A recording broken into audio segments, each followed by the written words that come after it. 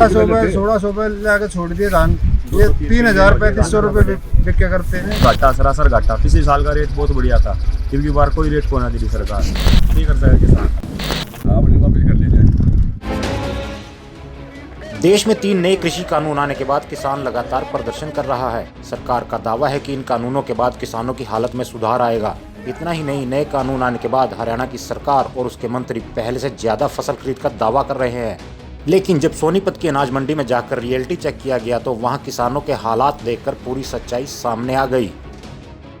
सरकार की ओर से जब कृषि कानून को लेकर 3 अध्यादेश लाए गए थे तो सबसे पहले हरियाणा के पूर्व मुख्यमंत्री भूपेंद्र सिंह हुड्डा ने उनके खिलाफ आवाज उठाई थी। अब किसानों के सामने भी उसकी सच्चाई आने लगी है। मंडी में धान की फसल लेकर आए किसानों ने कहा कि वहां मूलभूत सुविधाएं तो है ही नहीं, इसके अलावा उन्हें फसल का भाव भी बहुत कम मिल रहा है। कई दिन इंतजार करने के बाद उनकी फसल की खरीद नहीं हो रही है। इससे परेशान होकर वे अपनी फसल को वापस घर ले जाने पर मजबूर हैं।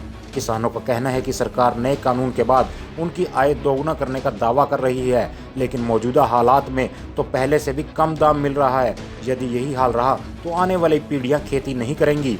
इतना ही नहीं, किसान अब भूपेंद्र सिंह हुड्डा के राज में मिलने वाले जीरी के 4 से 5 हजार रुपए के दाम को भी याद करने लगे हैं। चलिए एक बार आप भी खुद सुनिए कि मंडी में फसल लेकर आए किसानों ने कैसे अपना दर्द बयां किया। ना कोई सुविधा ना है जी, अरे ना कोई खरीदार है, मनमर्जी के भाव लगाओ। हालात क्या फिर आप किसानों के और मंडी के? हालात किसान के तो बड़े बुरे हैं जी।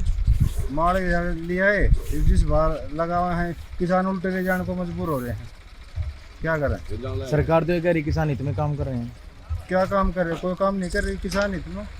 सब क्या है, डीजल के दाम बढ़ा रखे, पेट्रोल के बढ़ा रखे, इनके बिचौलिए घटाओ। मंडी कह रहा है डीजल पेट्रोल के बिचौलिए घटाओ हैं।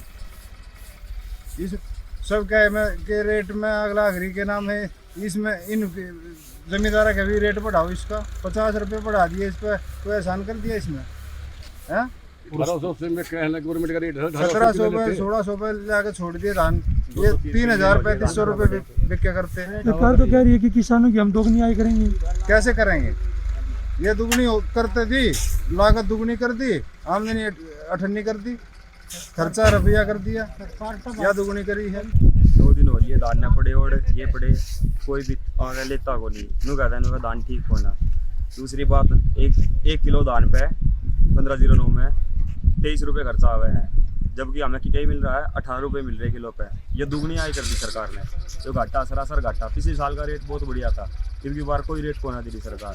किसानों ने क्या करा? किसान हर जगह मजबूर है। किसान दवाई का रेट बढ़ रहा है, डीजल पेट्रोल का रेट बढ़ रहा है, सब चीज़ों का रेट बढ़ रहा है। एक जो किसान का जो माल हो है उसका रेट कभी नहीं बढ़ता। हर जगह किसान को मार खानी पड़ा है, नहीं कर सके किसान। पिछले दिन हो गए हमारा पड़ा ना 5 पीछे लग जी इसकी बोली। क्या कहते हैं यहाँ मंडी में? लोग नहीं रखते आ रहे 15 से में नहीं उठते कोई। कितने एकड़ जमीन के दान थे? ये 1 किले का धान थे, ये वापिस लेके जा रहे हैं। वापस लेके जा रहे हैं। 2 किले के 5000 कटाई दे रखी नहीं की। अरे साल 5 वहाँ पर रखे तुमने सारे कोई नहीं वापिस कर बाद में सरकार क्या करेगी हमारे के लिए यार, किसान के लिए। सरकार तो कहती है कि हम किसानों के लिए अध्यादेश लेकर आए, बहुत फायदा होगा। 1880 गवर्नमेंट का रेट हो रहा है, किसी में खरीद रही, किसी बात में खरीद रही है। MSP पे ले नहीं रहे, जो 1800 का रेट उस पे ले नहीं रहे। नहीं ले रहे ना। क्या रेट लगाया था? 15-1600 लावा है नहीं। फिर शिकायत की आपने किसी का? किसी कोई सुनने वाला नहीं, कोई सुनने वाला नहीं है। अधिकारी भी नहीं सुन रहे हैं। कोई नहीं सुनता, कोई आम था नहीं मंडिया में। कोई मंडिया में तो किसी आदमी उस तरह कैसे है तो वापिस कर रखो। आपने वापस कर लीजिए।